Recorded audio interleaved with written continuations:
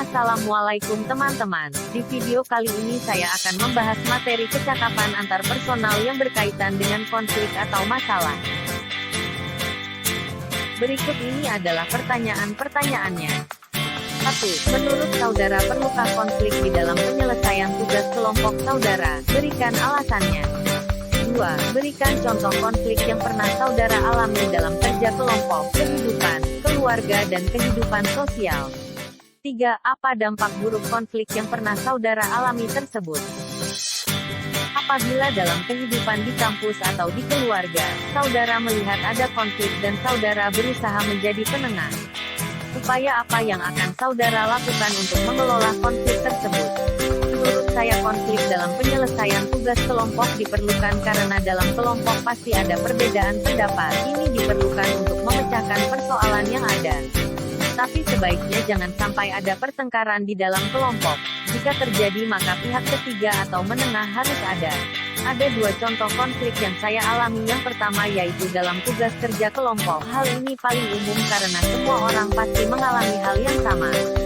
Dalam kelompok pasti ada 1 atau 2 orang yang hanya mau santai dan terima hasil tanpa melakukan kontribusi dalam membuat tugas. Orang-orang seperti ini yang selalu jadi masalah dalam kelompok karena hanya mengharapkan hasil saja, sehingga kadang jika kita tidak menulis nama atau memberikan mereka hasilnya, mereka akan mulai banyak tingkah, membela diri yang salah, merayu menggunakan uang atau menggunakan kata maaf dan kata teman. Mereka hanya beban dalam kelompok tetapi mengharap lebih. Yang kedua, kadang dalam kelompok memiliki perbedaan pendapat sehingga ada yang harus mengalah dan ada yang ngotot mempertahankan pendapatnya. Hal ini juga dapat memicu masalah di mana teman yang kalah pendapat akan merasa tidak suka atau puas dan akhirnya tidak ikut partisipasi dengan baik dalam mengerjakan tugas. Dampak yang saya alami dari konflik pertama yaitu ada orang yang akan membicarakan keburukan kita kemudian menjadi musuhan untuk beberapa waktu yang cukup lama.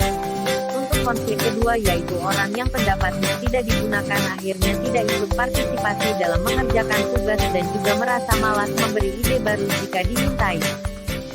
Jika saya seorang penengah dalam sebuah konflik, tentunya harus bijak tanpa menghakimi atau memihak satu orang.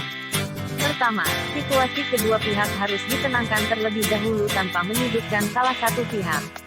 Kemudian saya harus tahu masalah apa yang terjadi dengan bertanya kepada kedua pihak. Setelah mengetahui masalah, maka harus dilihat dari berbagai sisi dan sudut pandang agar tidak salah paham. Selain itu, saya tidak boleh menetapkan siapa salah dan siapa yang benar. Jika sudah ada solusi yang ditemukan, maka saya harus bersikap adil agar hasilnya baik bagi kedua pihak tanpa menimbulkan masalah baru. Sekian untuk video kali ini. Terima kasih telah menonton. Sampai jumpa di video selanjutnya.